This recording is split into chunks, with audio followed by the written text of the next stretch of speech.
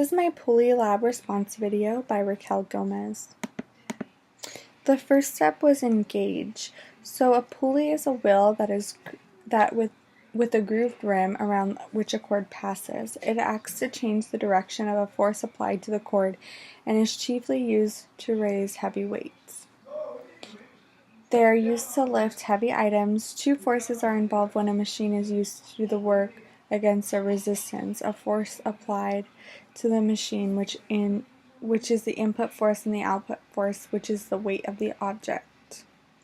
And pulleys are used to lift heavy items. In this experiment, I decided to go with the lab manual. In the lab manual, it says to use the string to lift 20 washers from the floor to a certain height.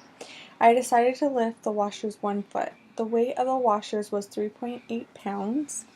Of 20 washers, and I predicted the single fixed pulley will lift up the 20 washers the easiest. For the block and tackle, I also put 20 washers, which was also 3.8 pounds.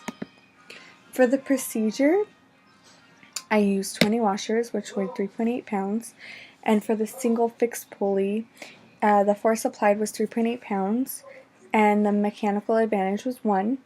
For the single moved pulley, it was also 3.8 pounds, which the object weighed. The force used was 3 pounds, so it was a little bit easier to pull. And the mechanical advantage was also 1.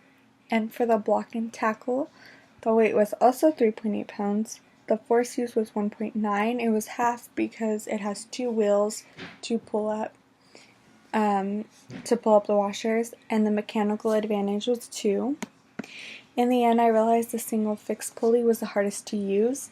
The single movable pulley was a little bit easier because you don't have to pull it as hard, and the block and tackle was the easiest since it had 2 wheels that was able to pull up the washers. Thank you.